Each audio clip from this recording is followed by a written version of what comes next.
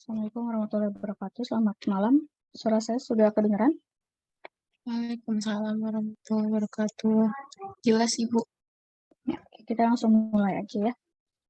Untuk hari ini kita kontrak dulu dan juga nanti kita langsung materi. Oke, untuk kimia farmasi 2 ya. Di sini ada identitas mata kuliahnya, kimia farmasi 2, untuk kode mata kuliah FARM 216. Nah, nanti selama 1 semester, saya sebagai pengajarnya, untuk peruntukan semesternya di semester 3, dan waktu perkuliahannya itu hari Senin di jam 8 sampai jam 21.40. Kita secara Zoom ya. Untuk manfaat perkuliahan, diharapkan nanti mahasiswa mengetahui tentang teknik sampling, kemurnian bahan baku, sertifikat of analysis MSDS. Terus untuk kimia farmasi 2 ini tentang analisa kuantitatif. Kalau di kimia farmasi 1 itu tentang kualitatif, di sini penentuan kuantitatif, penentuan kadarnya. Berdasarkan sifat kimia, fisika, fisika-kimia, juga ada penetapan gravimetri, volumetri, kromatografi. Di sini ada kromatografi gas, KCKT atau HPLC. Terus ada juga KLT dengan densitometri dan juga pengujian secara spektrofotometri. Ada UV vis dan juga ada AS atau absorpsi atom. Deskripsi perkuliahannya, tujuannya ya sama ya, sesuai dengan manfaatnya, tujuannya juga sama. Untuk strategi perkuliahan, itu ada instruksional, terus ceramah, demonstrasi, tanya jawab, media instruksional yang kita gunakan. Itu ada LCD, kalau di sini karena pengujian perkuliahan secara daring, kita tidak membutuhkan LCD ataupun whiteboard, tapi kita membutuhkan yang lain, yaitu komputer ataupun laptop ya.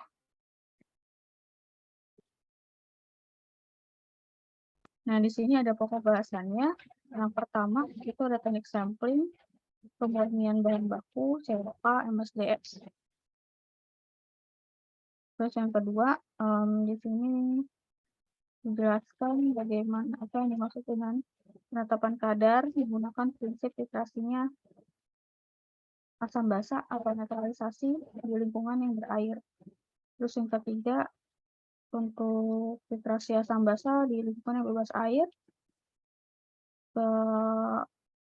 Keempat dan selanjutnya itu nanti ada titrasi tentang redox ya, iodotometri, iodometri, iodimetri, bromometri, bromatometri, permangano, seri. Ini masuknya ke dalam titrasi redox. Terus untuk selanjutnya ada tentang nitrimetri, kompresometri, argentometri, dan juga instrumen yang lebih modern lagi. Di sini ada spektrofotometri UV vis, ada AS ya, atau spektrofotometri serapan atom.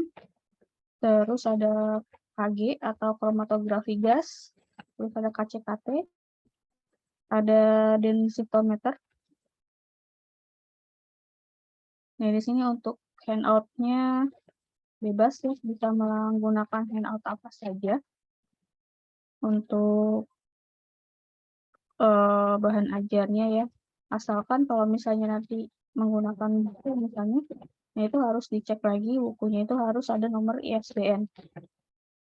Atau misalnya nanti ada tugas gitu ya untuk mencari jurnal, maka jurnalnya itu harus ber-ISSN. Ya, jadi harus ada nomor identifikasinya. Untuk tugas bisa dalam bentuk kuis, bisa juga mini post-test gitu ya, atau berupa presentasi. Untuk ujiannya ada 2, ada UTS dan juga UAS. Nah, sekarang tata tertibnya, karena hari kita masih secara daring ya, kegiatannya. Mahasiswa diwajibkan menggunakan pakaian sopan, rapi, berkerah pada waktu mengikuti perkuliahan. Selama perkuliahan, wajib di-on-kan untuk videonya. Entah itu belakangnya mau ngapain gitu ya, yang penting di-on-kan videonya. Kalau videonya tidak on, ya berarti saya anggap tidak hadir untuk perkuliahan semester ini. Mahasiswa diwajibkan menyalakan video ya. Terus untuk mikrofon atau audionya itu boleh di mute. Tapi ketika ada sesi tanya jawab, ya boleh di unmute. Ya, mahasiswa bisa menyalakan mikrofon, dilarang melakukan share file perkuliahan berlangsung. Mahasiswa dilarang untuk melakukan aktivitas lain pada saat mengikuti perkuliahan daring kecuali atas seizin dosen. Mahasiswa wajib fokus, memperhatikan dan berperan aktif selama penyampaian materi oleh dosen. Tidak diperkenankan melakukan keributan dalam bentuk apapun selama perkuliahan berlangsung, kecuali pada saat diskusi. Keterlambatan masuk maksimal 15 menit. Lewat dari batas tersebut, mahasiswa diperbolehkan masuk tapi tidak diperkenankan untuk mengisi daftar hadir. Daftar hadir minimal 80% dari tatap muka. Perbaikan presensi dilayani sebelum perkuliahan minggu selanjutnya berlangsung. Untuk revisi nilai juga paling lambat 1 minggu setelah nilai dikeluarkan.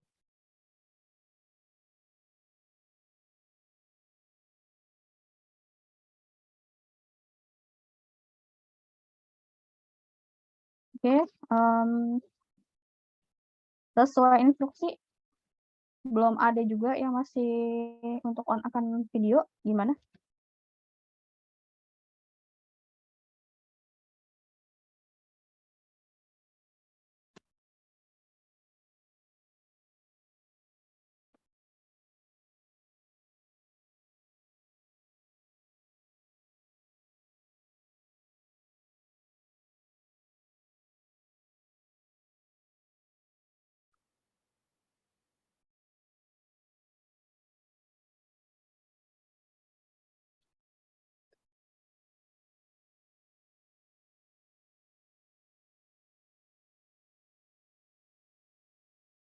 Ada berapa orang dalam satu kelas di kelas ini? 28 Ibu, tapi masih belum bisa cetak KRS sebagian. 28, ini baru 17 ya?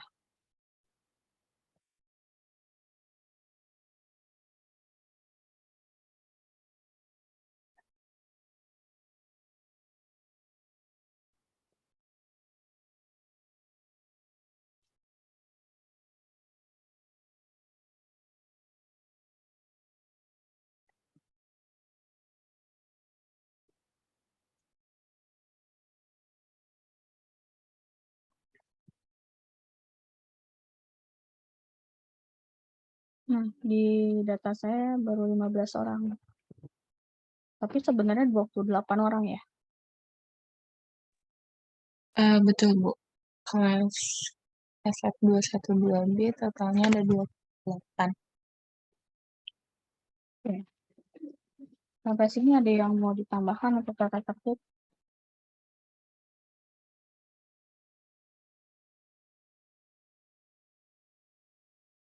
Untuk kriteria penilaian masih sama ya, ada poin A sampai poin E. Untuk pembobotan nilai itu ada kehadiran 15%, tes harian 15 atau tugas mandiri juga 15%, UTS UAS 35% masing-masing. Untuk nilai yang dinyatakan tidak lulus itu dari C-min hingga E. Tapi kalau untuk nilai C-min dan D itu bisa mengikuti perbaikan di semester pendek. Terus kalau misalnya nilainya E itu wajib melakukan pengulangan mata kuliah di semester berikutnya atau di tahun berikutnya. Nah, ini untuk jadwal perkuliahan ya, ada materi pokoknya dari pertemuan 1 sampai dengan pertemuan 7. itu ada tatap muka, lalu ada UTS di pertemuan ke-8 atau minggu ke-8, minggu ke-9 sampai dengan minggu ke-15 itu juga tatap muka, dan minggu ke-16 itu adalah UAS. Dan nanti ini saya akan berikan kontrak perkuliahannya, silahkan nanti di tanda tangan ya.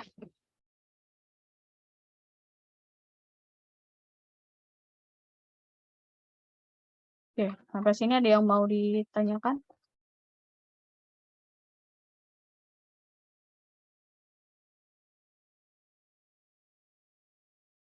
Kalau nggak ada, saya langsung masuk ke materi.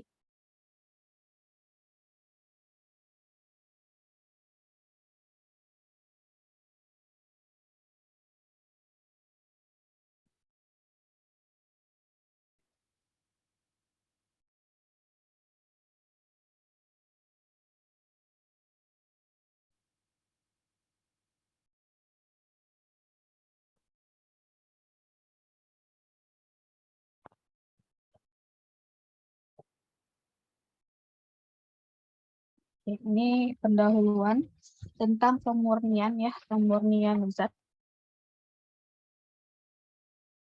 Yang pertama yang akan dipelajari itu adalah pemurnian bahan obat, terus ada teknik sampling.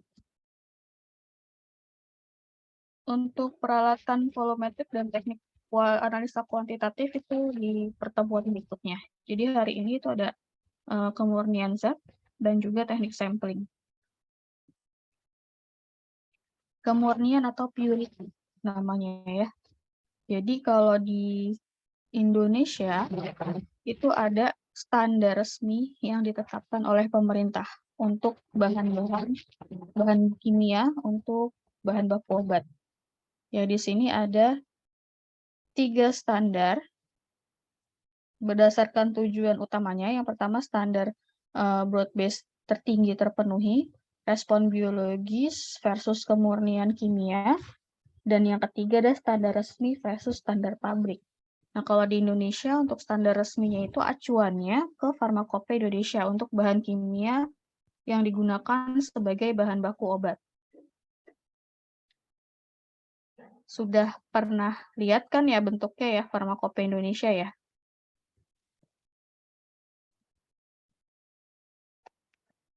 Sudah pernah? Bu. Oke.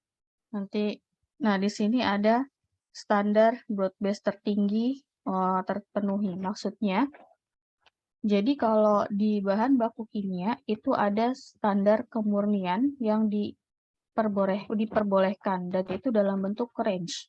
Ya, range kadar. Contohnya seperti ini. Aspirin. Aspirin itu ada standar kemurniannya di 99,5 sampai 100,5. Atropin sulfat itu 98,5 sampai 101,5 dan seterusnya. Nah, di sini ada yang masih kosong, silahkan nanti kalian isi untuk chloramphenicol, dexamethasone, dan juga ferrosulfat. Berapa standar kemurnian untuk setiap bahan baku obat tersebut. Gitu ya. Jadi kalau standarnya itu nggak mungkin cuma satu nilai gitu ya, berarti harus ada range-nya gitu ya. Nih. Selanjutnya respon biologis versus kemurnian kimia. Meskipun kemurnian kimia adalah faktor utama, namun reaksi biologis dari suatu zat memiliki kepentingan yang sama. Variasinya itu berkisar dari 90 sampai 110%. Nah, jadi kita harus memastikan standar-standar untuk melihat apakah tadi ya, kenapa harus ada reaksi? Karena kan kalau pengujian kita bisa aja dilakukan tidak hanya di satu laboratorium, bisa juga lebih dari satu laboratorium. Dan itu standarnya juga akan berbeda-beda. Nah, jadi dibutuhkan range dalam pengukuran. Laboratorium yang berbeda mungkin menghasilkan produk reproduksi yang berbeda. Ini alasannya. Bahan-bahan aktif dalam berbagai wadah dapat dikurangi. Yang ketiga, retensi tingkat potensi yang dapat diterima. Yang keempat, kebebasan toksisitas selama penyimpanan. sebelum digunakan. Jadi, ada beberapa yang mempengaruhi kemurnian dari suatu zat. Nah, ini sebagai contoh, bahan-bahan yang harus disimpan dalam wadah tertutup rapat dan kedap cahaya, contohnya isoniazid, asam nalidisik, terus ada nitrifurazon, nandrolon fenilpropionat, dan yang kedua, bahan-bahan yang harus disimpan dalam nitrogen yang tertutup rapat. Wadah kedap cahaya pada temperatur antara 2 sampai 10 derajat Celcius. Ini ada contoh-contohnya. Terus ada juga bahan-bahan yang harus disimpan dalam wadah tertutup, rapat, dan kedap cahaya dalam tempat sejuk. Contohnya, lalu ada bahan-bahan yang harus disimpan dalam wadah tertutup rapat dan kedap cahaya dalam tempat sejuk untuk sediaan parenteral. Wadah harus steril dan tersil untuk memastikan tidak ada mikroorganisme. Terus bahan-bahan yang harus disimpan dalam wadah tertutup pada suhu tidak lebih dari 30 derajat Celcius. Ya, ini ada beberapa kriteria penyimpanan yang dapat mempengaruhi kemurnian dari zat kimia obat.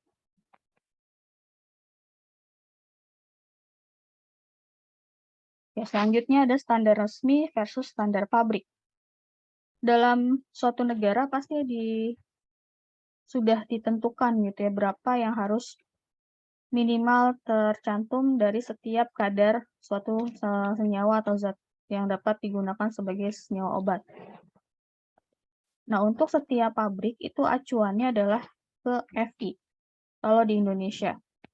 Tapi tidak menutup kemungkinan pabrik itu membuat konsentrasi atau kadar yang lebih strict. Artinya kalau misalnya di FI acuannya itu 99 sampai 100 misalnya gitu. 100,5 ya, 99,5 sampai 100,5. Nah, untuk standar pabrik ada juga yang lebih strict gitu ya pembatasannya misalnya di 99,8 sampai 100%. Nah, itu mungkin saja terjadi. Jadi tidak harus sesuai dengan FI tapi harus masuk di range FI. Nah, di sini untuk secara resmi melakukan pengujian atau penentuan kadar, baik itu kadar obat ataupun cemaran-cemarannya, itu dengan menggunakan uji batas. Nah, teknik yang sering digunakan atau metode yang sering digunakan itu ada TLC atau kromatografi lapis tipis, terus ada HPLC, ya di sini high performance thin layer chromatography itu juga biasa digunakan.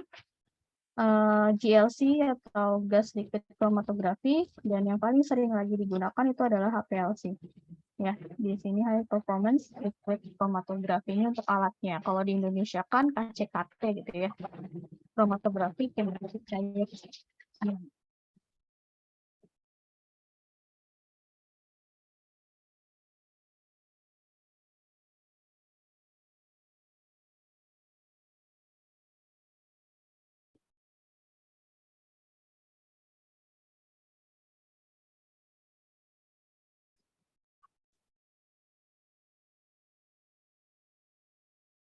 Nah, informasi yang terdapat pada standar resmi itu secara umum harus memuat beberapa informasi gitu ya. Jadi kalau di FI ataupun standar lain di negara-negara lain, ini mengacu kepada 7 di sini. Yang pertama deskripsi obat atau produk jadi. Yang kedua uji identifikasi, yang ketiga konstanta fisika, yang keempat pengujian substansi farmasi, yang kelima pengujian bahan aktif utama dalam bentuk dosis yang diformulasikan, yang keenam uji batas, yang ketujuh kondisi penyimpanan. Nah, ini harus ada di informasi-informasi ini harus ada di standar di Indonesia ataupun di negara-negara lain. Nah, untuk standar produk jadi, ya terutama obat, nah ini ada informasi-informasi yang harus termuat di dalam kemasannya. Yang pertama ada nama brand dari produk, nama bahan aktif, kekuatan aktif obat dalam bentuk dosis, nomor batch atau nomor lot, tanggal produksi, tanggal kadaluarsa, kondisi penyimpanan, pemisahan dosis untuk anak dan dewasa. Nah, ini adalah informasi-informasi yang harus termuat di dalam bentuk sediaan obat jadi ya.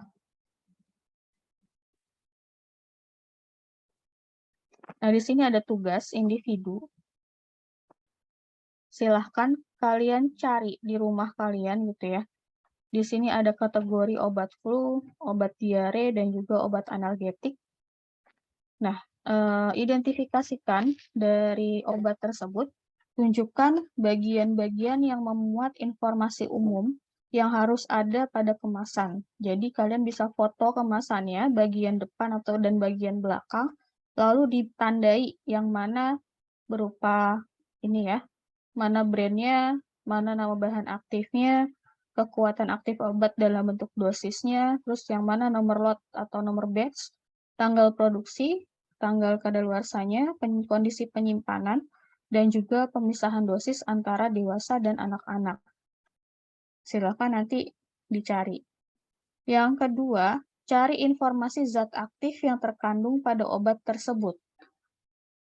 Ya, jadi misalnya gitu ya, obat flu mengandung apa gitu ya. Nanti dicari zat aktifnya. Zat aktifnya carinya di mana? Carinya di FI. Apa yang perlu ditulis? Yang perlu ditulis adalah deskripsi bahan aktif. Deskripsinya itu berarti berupa nama senyawanya, terus ada struktur kimianya, struktur kimia obat, terus ada tentang BM-nya, atau bobot molekulnya, terus identifikasinya. Identifikasi ini bisa identifikasi secara kualitatif, bisa juga secara kuantitatif. Dan juga uji batas cemaran.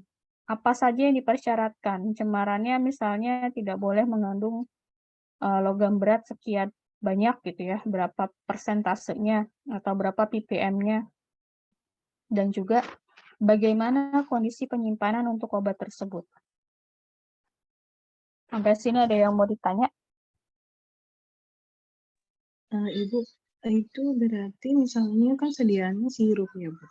Iya. Berarti yang dijelaskan deskripsinya adalah zat aktif dari sirup tersebut, bukan kayak zat tambahan gitu nggak ya, Bu? Bukan zat aktifnya. Kan di obat mengandung apa gitu ya, sekian persen misal. Atau bukan persen sih, biasanya miligram ya, atau gram zat aktifnya. Iya, Bu, baik, Bu.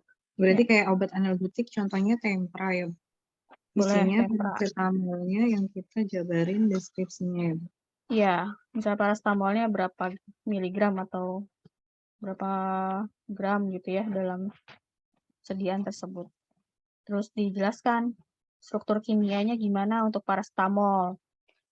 Terus bagaimana cara pengujiannya. Itu semua ada informasinya di FI. Gitu. Iya, baik, Bu. Ada lagi?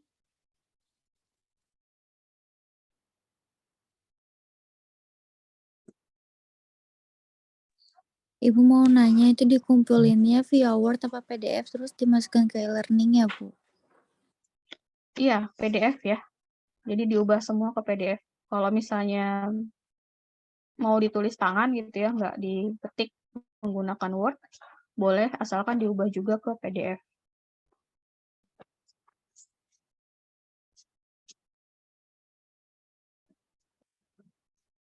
Oke, ada lagi?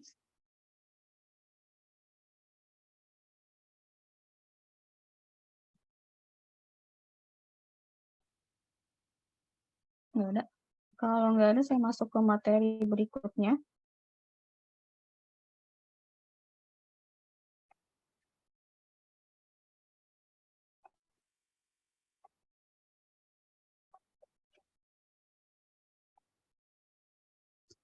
Sudah terlihat tentang teknik sampling? Sudah, Bu. Sudah, Bu.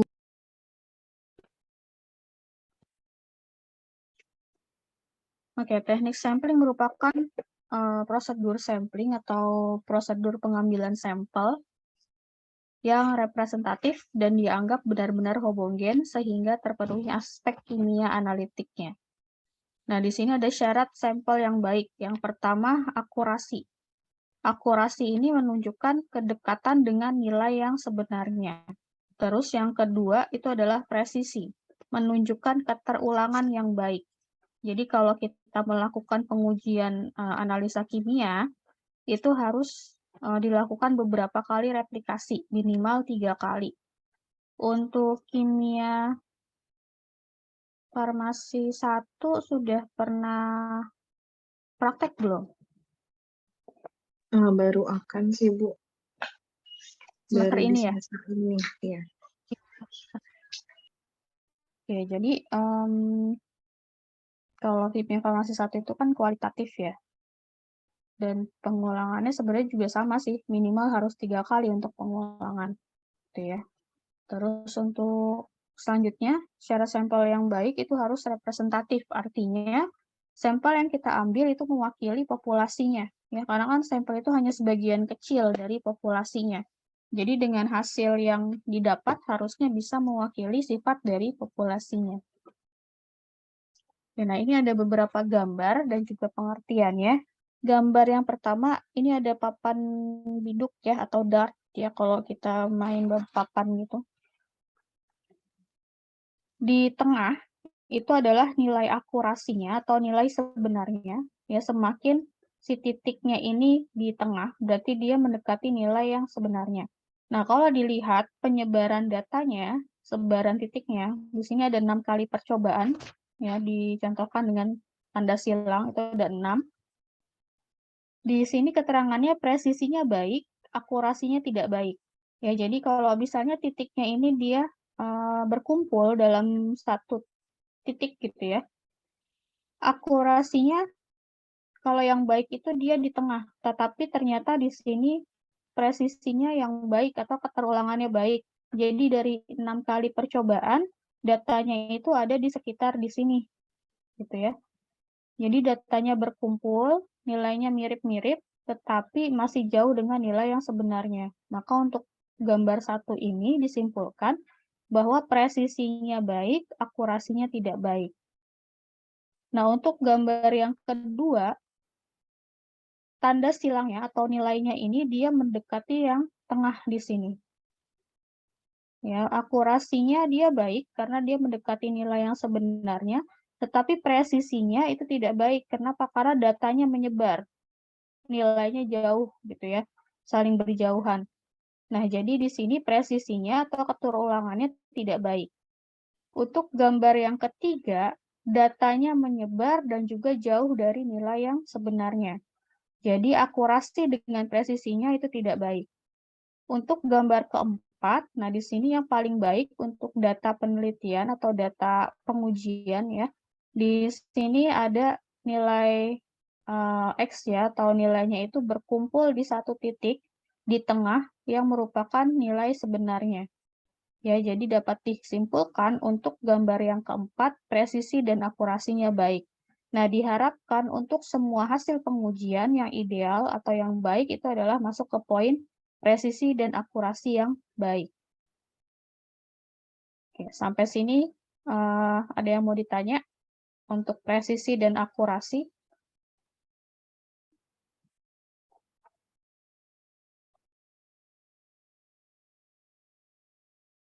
Ini yang di bagian keterangan pengertiannya ya, dari setiap gambar yang ada di atas. Sebentar.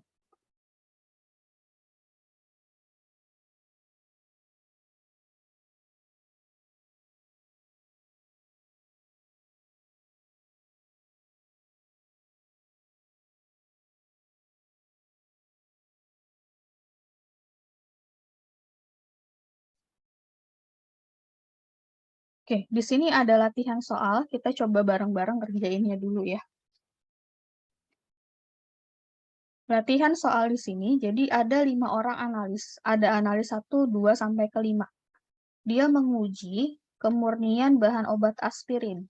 Dari standar kemurnian, ini berdasarkan FI ya, kalau untuk standar kemurnian, itu adalah 99,5 sampai 100,5%.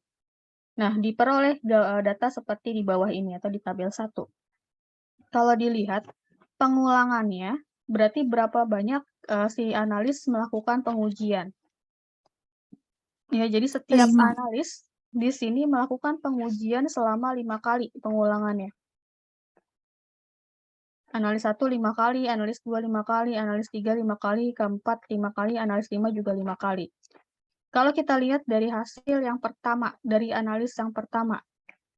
Analis pertama sebanyak 5 kali pengulangan diperoleh nilai untuk pengulangan yang pertama 90,9.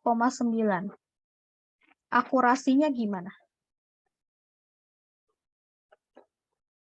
Baik atau buruk? Buruk ya, Bu. Ya, buruk. Kenapa buruk? Soalnya under 99,5, Bu.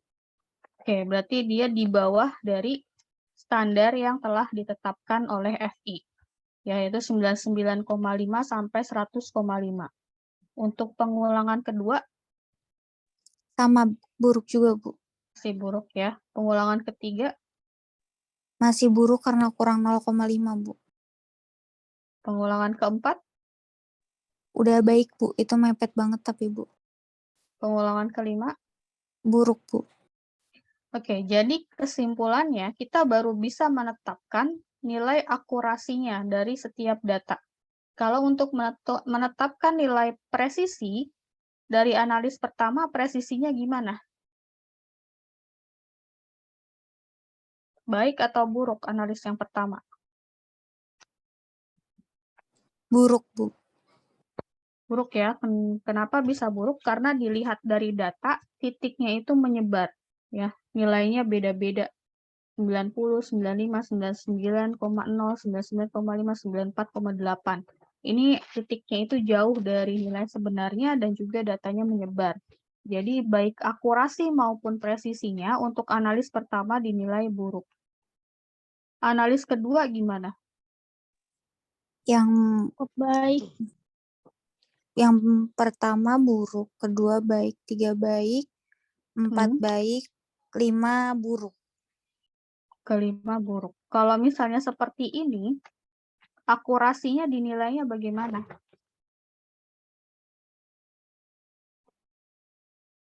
Ada 3 baik, 2 buruk. Baik. Baik, Bu. Baik. Untuk presisinya?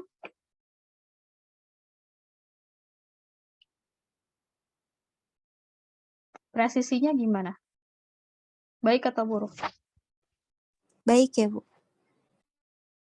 Presisinya baik.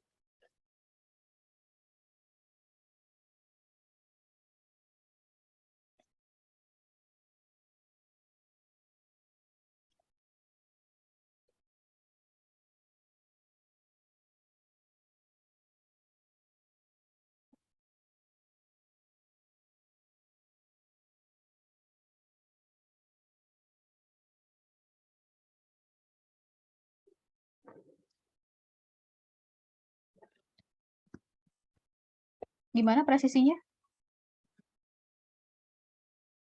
Presisinya baik atau buruk? Kalau dilihat dari data. Baik, Bu. Baik. Baik, masih. Oke, kita save dulu nanti ya di analis kedua. Analis ketiga,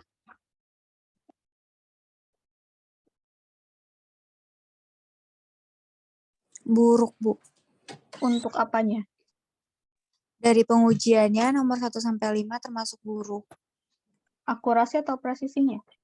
Keduanya, Bu, karena dia under juga kan ya, Bu. Oke, kita save dulu yang analis nomor 3. Analis nomor 4, gimana? Baik, Bu. Analis 4, akurasi dan presisinya baik. Iya, Bu. Oke, analis kelima, Sama, Bu, baik juga. 4 dan analis kelima dilihat dari akurasi dan presisinya keduanya baik ya, karena Iya, Bu. dilihat range hasilnya dia masuk di standar pemurnian dan datanya juga tidak berbeda jauh ya di 99 semua gitu ya, di sini juga 100 semua. Nah, kita lihat di analis kedua dan analis ketiga bagaimana kita mengambil kesimpulan untuk kedua analis ini. Itu ya, tadi kalau analis kedua dia hanya ada 3 data dari 5 data. Tadi standar minimal untuk pengujian adalah 3 kali pengulangan minimal. Nah, untuk analis kedua, data tersebut bisa dianggap baik ketika kita hanya mengambil 3 data dari sini. yaitu data kedua, ketiga, dan keempat. Data ke-1 dan ke-5 itu harus dibuang atau tidak digunakan dalam pengukuran. Ini untuk analis kedua. Tapi kalau secara keseluruhan, dia tidak terlalu baik untuk analisa presisinya. Ya, karena masih ada 2 data yang berbeda jauh, yang keluar dari standar. Kalau masih tetap mau dimasukkan di data 1 dan data 5. Ya. Untuk analis ketiga, kalau dilihat, ya, akurasinya memang tidak baik di sini. 97,8, 98,0, 97,2, 97,6, 97,4. Ini semua ada di batas bawah dari di bawah batas bawah dari kemurnian aspirin. Tapi kalau dilihat dari nilainya, analis ketiga, ini presisinya, keterulangannya baik. Kenapa? Karena datanya berkumpul. Kalau dilihat di sini 97,8, 98, 97, 97, ini datanya saling berdekatan. Ya, jadi presisinya baik. Nah, kemungkinan ini bisa terjadi. Kenapa bisa seperti ini? Kita harus lihat lagi akurasi dari alatnya atau dari instrumennya. Ya, apakah instrumennya sudah terkalibrasi secara benar? Gitu. Jadi kita harus lihat karena dari segi human-nya atau dari segi laborannya atau dari penelitinya baik pekerjaannya. 5 kali pengulangan hasilnya sama gitu ya, mendekati saling berdekatan titiknya. Cuma ternyata kok jauh dari nilai standarnya. Nah, ini harus dicek lagi untuk instrumen-instrumen yang digunakan. Ya, jadi kalau dari hasil ini, kira-kira analis yang mana saja yang tidak perlu melakukan pengujian? Analis ke-1. Yang tidak perlu melakukan pengujian ulang. Analis keempat, analis kelima, Sama 4, 5. Yang kedua bagaimana? Yang kedua perlu dilakukan nggak pengulangan? Enggak, Bu, karena kan diambil 3 data yang sesuai. Ya, jadi kalau untuk analis kedua, kasusnya ya seperti analis kedua, ketika sudah ada 3 data yang masuk, gitu ya, minimal, analis kedua boleh tidak melakukan pengulangan lagi, tetap menggunakan data tersebut dengan catatan yang digunakan hanya 3 data yang saling berdekatan dan masuk ke dalam range. Ya. Tapi kalaupun memang si analis kedua ini masih mau tetap melakukan pengulangan, itu juga diperbolehkan. Ya, untuk memastikan lagi benar nggak ya datanya. Dia mau nambah lagi 2 lagi gitu ya pengulangan. Itu juga diperbolehkan untuk yang analis kedua. Ya, jadi yang tidak perlu melakukan pengujian ulang berarti analis kedua, keempat, dan juga kelima. Untuk analis 1 dan analis ketiga ini harus dilakukan pengulangan. Ya, harus dicek kembali. Kalau yang pertama, ini pasti human error ya. Ini human error tuh maksudnya si laborannya kemungkinan cara kerjanya itu tidak baik. Ya, ini harus diperhatikan lagi. Atau bisa juga instrumen-instrumen yang digunakannya tidak sama. Yang analis keempat, yaitu tadi analis ketiga. Analis ketiga, laborannya atau penelitinya, pekerjaannya sudah baik, tetapi masih ada yang tidak akurasinya atau tingkat akurasinya masih terlalu jauh gitu ya dari nilai yang sebenarnya. Jadi harus dilihat instrumen-instrumen atau alat-alat yang digunakan.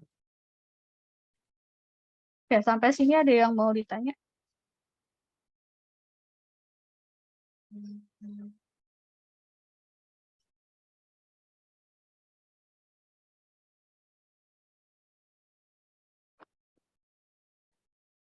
Kalau nggak ada, kita lanjut ke pengelompokan sampel.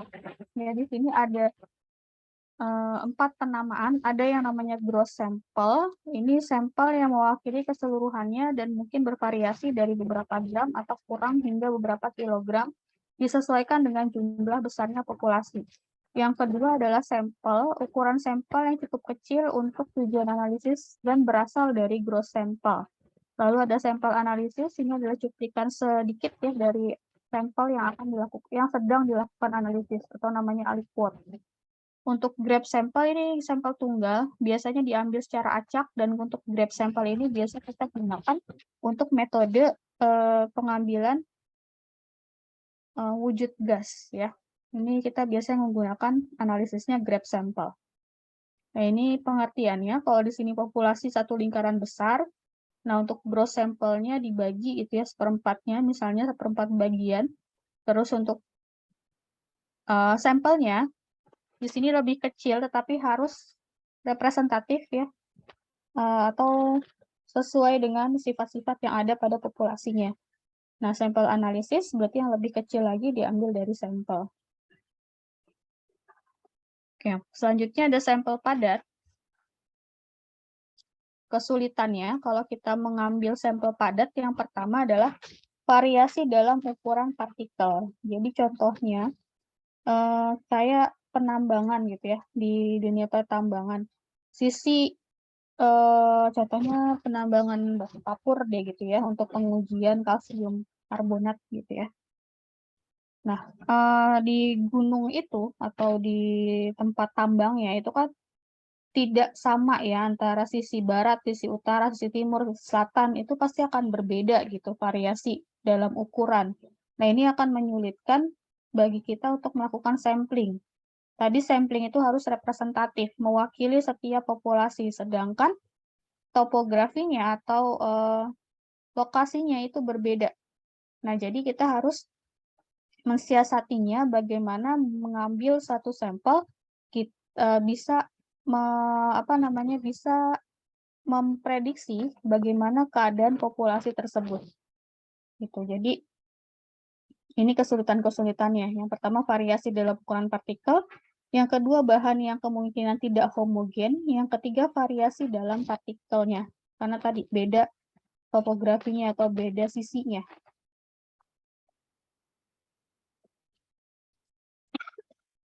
Caranya bagaimana? Untuk yang sampel bahan padat, bisa mengambil 1/50 hingga 1/100 dari jumlah gross sampel. Jadi kita ambil dulu gross sampelnya itu sudah di sampling gitu ya, misalnya dari sisi barat berapa, sisi timur berapa, gitu ya, sisi selatan berapa gitu ya. Kalau untuk barang tambang. Jadi diambil 1/10-nya dari masing-masing yang si gross sampel yang diambil gitu ya. Terus dari sini, ambil ukuran yang paling besar sebagai gross sampel. Untuk mengambil bahan padat dengan ukuran besar, ambil sedikit bagian yang mempresentasikan setiap bagian bahan. Jadi kalau misalnya kita ada 5 sisi atau ada 4 sisi gitu ya, ada sisi barat, selatan, timur, utara misalnya gitu ya. Berarti kita harus ambil 4 gitu. 4 sampel yang mewakili setiap lokasinya. Nah, untuk menangani beberapa sampel jaringan, beberapa bagian kecil organ dapat diambil dan digabungkan menjadi satu. Ini juga bisa juga untuk yang tadi, yang bahan tambang. Jadi kita sudah ambil dari gross-nya, yang bagian besar, ambil sedikit-sedikit mewakili, kita gabungkan jadi satu, kita campur, kita homogenkan, baru kita ambil sedikit untuk pengujian. Ya, tadi yang aliquot sampel. Terus untuk sampel cair bagaimana? Kalau untuk sampel cair, pertama yang harus dilakukan, kalau misalnya cairannya itu heterogen, harus dilakukan pengocokan terlebih dahulu sebelum diambil sebagai sampel. Yang kedua, volume cairan yang besar sebaiknya disampel segera mungkin setelah ditransfer. Atau jika dia dalam pipa, setelah melewati pipa di mana ia telah mengalami pencampuran yang paling kuat. Nah, itulah yang diambil. Kalau misalnya sampelnya itu dalam keadaan diam dan besar, kita ambil tekniknya itulah chief sampler. Ya, diambil dari beberapa tingkatan yang berbeda secara vertikal. Ya, vertikalnya itu dari atas ke bawah. Jadi ada yang diambil bagian atas, bagian tengah, dan bagian bawah. Itu harus diambil sebagai sampel. Nah, di sini untuk yang gas, ya kalau untuk gas tadi pakainya grab sampel atau sampling acak, Contohnya itu sampel pernapasan, ya. Di sini pakai kantong sampel atau kantong pengumpulan. Biasanya ini penggunaannya itu untuk pengujian kadar alkohol bagi seseorang yang mengkonsumsi alkohol gitu ya, yaitu bisa diambil sampelnya menggunakan teknik grab sampel. Atau bisa juga cemaran dari gas buang kendaraan bermotor. Nah, itu juga teknik yang digunakan untuk pengambilan sampelnya adalah grab sampel. Untuk perlakuan sampel, yang pertama bisa dilakukan pemanasan sampel. Tujuannya adalah untuk mengurangi kandungan air. Selanjutnya menimbang sampel sebelum dan sesudah pemanasan untuk mengetahui berapa kadar airnya, memisahkan analit dengan karakteristik tertentu. Nah, ini metode yang digunakan ada yang namanya destilasi. Kalau destilasi prinsipnya adalah pemisahan cairan dengan titik didih yang berbeda. Kalau sentrifugasi ini adalah memisahkan endapan dengan filtratnya atau endapan dengan cairannya. Caranya diapain? Caranya itu diputar. Nanti kalian bisa cari gitu ya, sentrifugasi atau alatnya namanya centrifuge, ya itu bisa dicari tekniknya bagaimana. Lalu ada filtrasi. Filtrasi itu artinya penyaringan, ya penyaringan untuk memisahkan padatan dan juga cairan. Selanjutnya ada ekstraksi pelarut. Ini pelarut yang digunakan, ada pelarut polar, non-polar, semipolar, tergantung zat apa yang mau kita larutkan. Terus ada ekstraksi fase padat. Ini juga sama ya, ekstraksi menggunakan kalau pelarut cair, tapi yang di sini kita menggunakan padatan. Selanjutnya memekatkan analit jika kandungan di bawah kisaran konsentrasi metode analisis yang digunakan. Ini untuk memekatkan ya. Memekatkan itu berarti konsentrasinya semakin tinggi. Metodenya apa yang digunakan? Yang pertama ada penguapan, destilasi, pertukaran ion, ekstraksi pelarut, ekstraksi fase padat, atau elektrolisis. Ini tujuannya adalah untuk meningkatkan konsentrasi dari analit.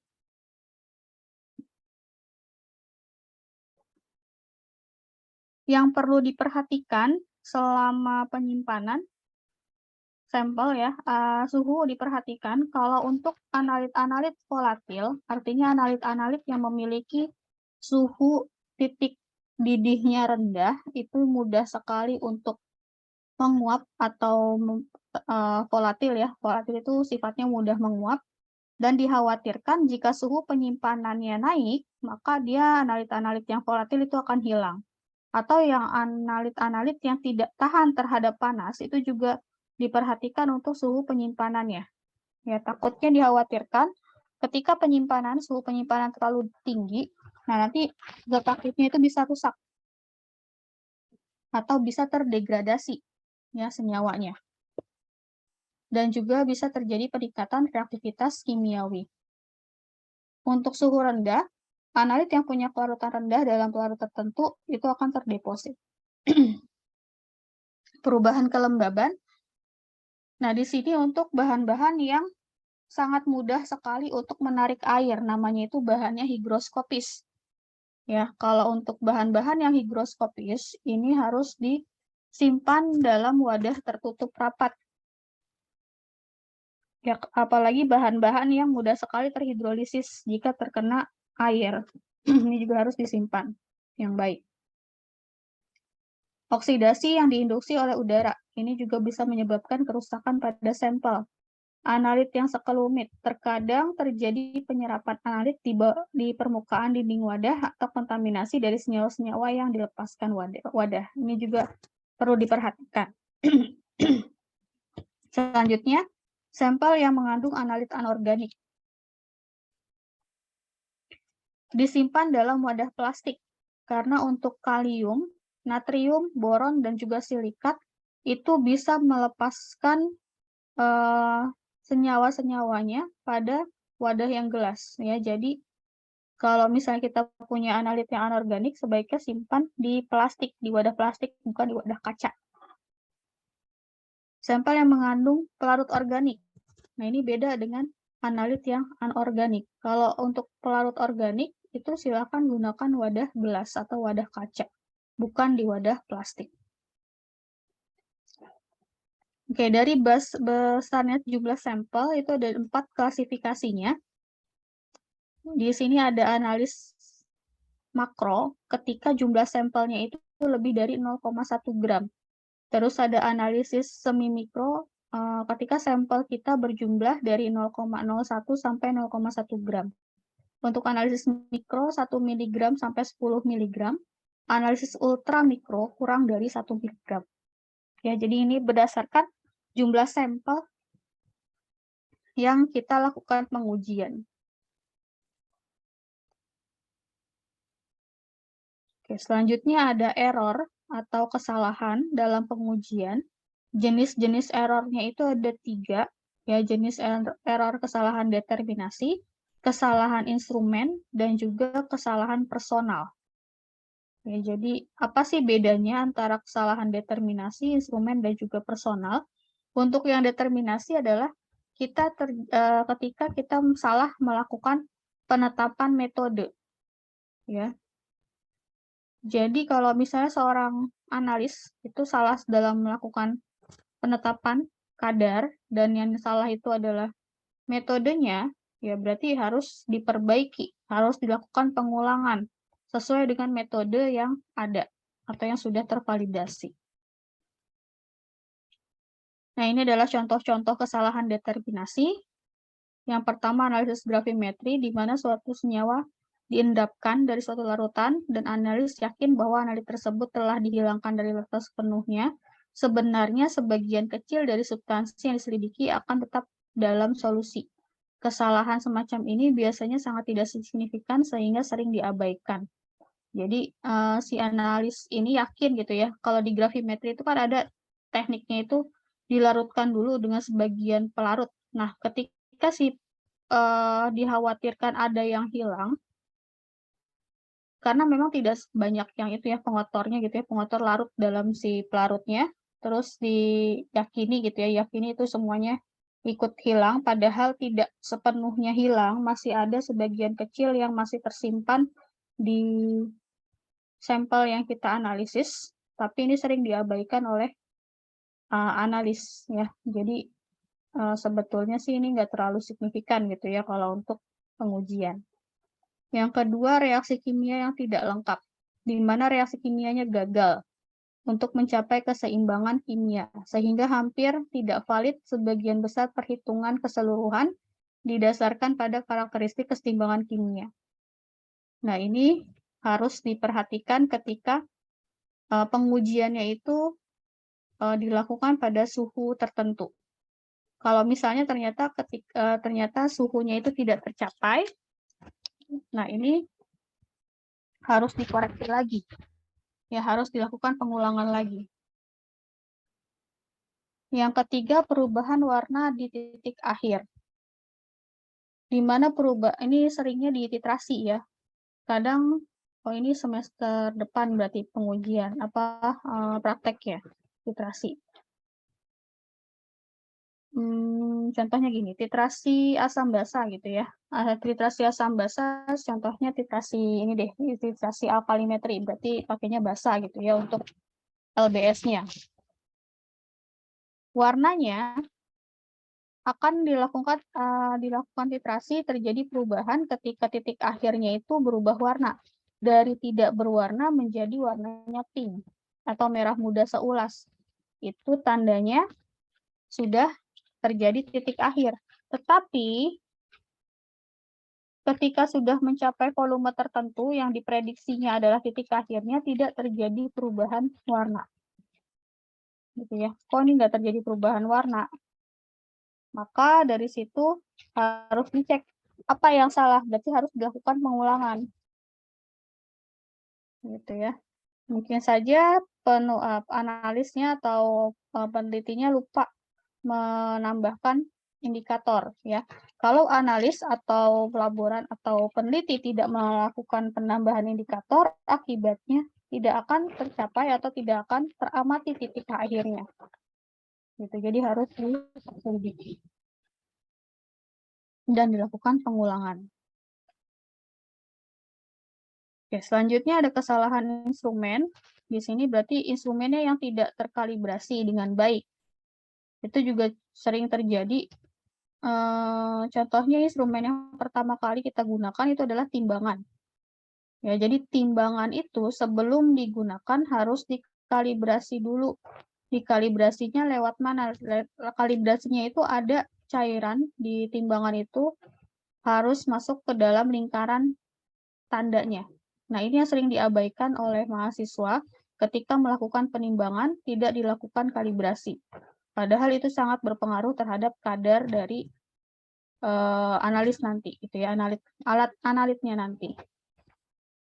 Nah, itu saya ingatkan untuk semester depan ketika kita melakukan penimbangan bahan baku, harus dilihat si timbangannya, karena ini pasti akan berpengaruh terhadap kadarnya. Atau misalnya pH. pH itu sebelum digunakan juga harus dikalibrasi. Pakai pH cairan pH yang sudah ada di 4,01 dan juga pH 7. Nah, ketika ini tidak dilakukan, dikhawatirkan ketika kita mengukurnya nanti tidak valid hasilnya. Ya, jadi setiap instrumen yang mau kita gunakan harus dikalibrasi dulu. Itu yang harus diingat. Nah, sekarang ada pertanyaan gitu ya. Kalau barang pecah belah, kayak buret, pipet gitu ya, itu kan alat ukur juga ya, instrumen juga. Itu perlu dikalibrasi atau enggak? Ini pertanyaan. Ini contohnya nih ya, labu volumetrik, pipet, buret, silinder ukur. Apakah ini perlu dikalibrasi? Jika iya, bagaimana metodenya? Nah, ini silakan kalian cari untuk tugas di minggu depan. Ya, jadi tugasnya ada 2. Tadi yang pertama, tentang ini ya, FI ya tadi ya. Yang obat dicari gitu ya. Terus yang kedua, di sini jawabannya bagaimana? Apakah alat-alat gelas ini butuh kalibrasi?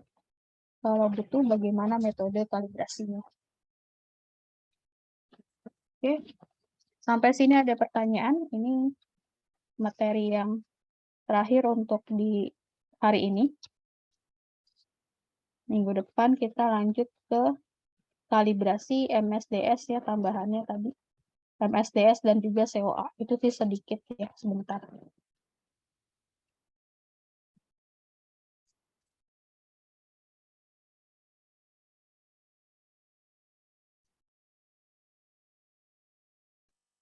Nggak ada?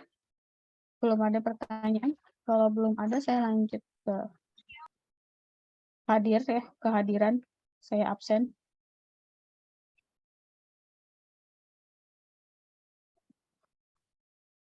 Diah Ayu, Hadir, Bu. Anita Rahman, Hadir, Bu. Malako Malasari, Hadir, Bu. Yulita. Yulita ada. Ravelina. Lulu Ilmaknut. Hadir, Bu. Ayodia Al-Zahra. Hadir, Bu. Ananda Sela. Hadir, Bu. Azahra. Hadir, Bu. Mutiara Andini. Hadir, Bu. Septia Wafa. Hadir, Bu. Indah Oktavia. Hadir, Bu. Siti Askia. Siti Askia. Felinia. Hadir, Bu. Silvi Nuraini. Hadir, Ibu. Oke. Yang nggak hadir, Yulita sama Siti Askia. Yulita ada, Bu, di partisipan, Bu. Siti Askia juga. Nggak nyaut? Saya anggap nggak hadir.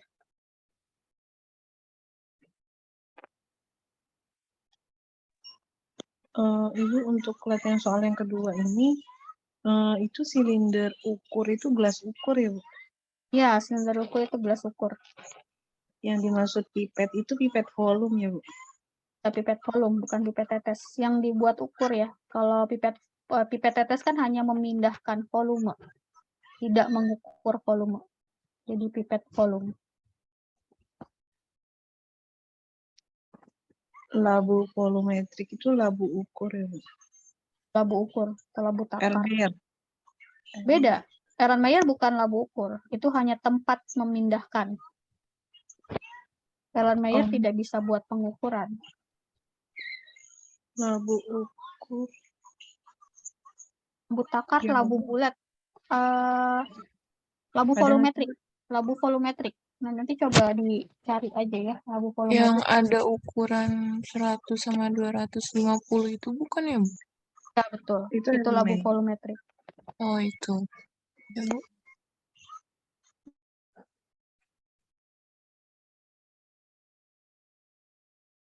Oke, ada lagi yang mau ditanya?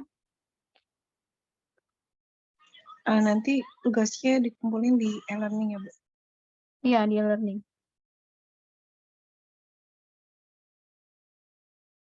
Ibu maaf, Siti Askia hadir.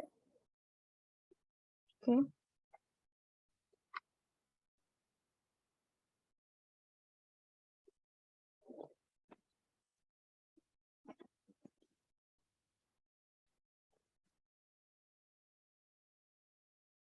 Yulita.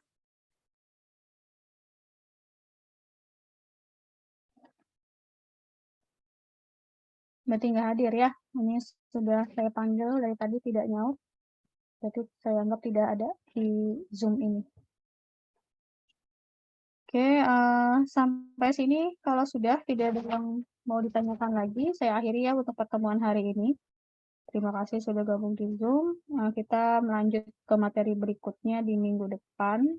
Itu dari titrasi netralisasi dan juga nanti ada tambahan tentang COA dan juga MSDS dan kalibrasi tadi. Kalibrasi gelas ukur, bagaimana hasil dari jawaban kalian gitu ya. Oke, selamat malam. Assalamualaikum warahmatullahi wabarakatuh. Waalaikumsalam warahmatullahi wabarakatuh. Terima kasih, Bu.